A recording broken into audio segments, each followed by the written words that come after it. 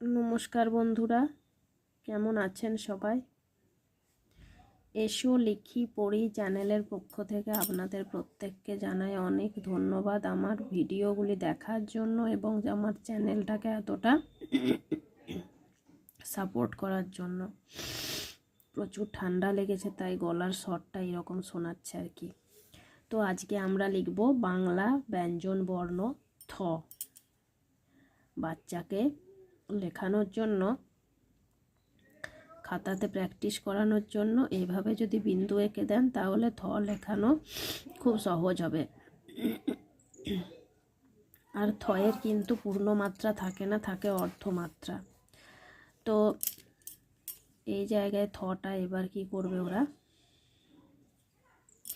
এই বিন্দুগুলোতে বোলাতে শুরু করবে।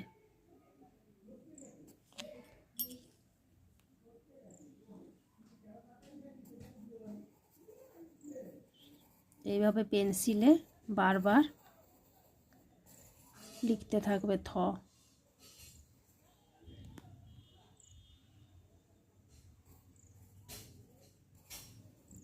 থয়ে থালা ভরা আছে মিঠাই।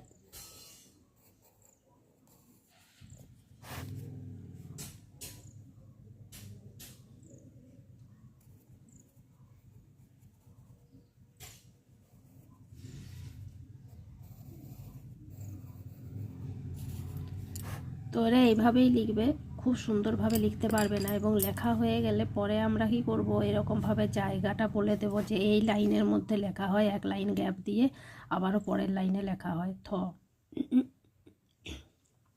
থয়ে থালা ভরা আছে মিঠাই।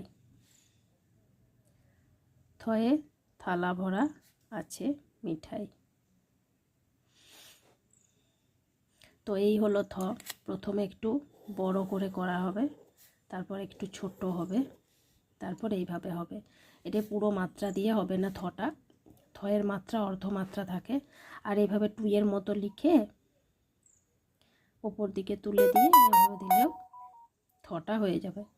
এটা প্রথমে শিখবে, তারপর লেখার সময় সুন্দর করে লেখাতে হবে, হাতের লেখাও সুন্দর হবে। আর লাইনগুলো বুঝিয়ে দিতে হবে, কারণ রুল টানা খাতাতেই বাংলা লেখার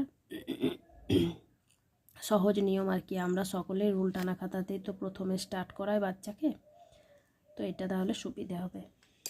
তো ভিডিওটা এই পর্যন্তই।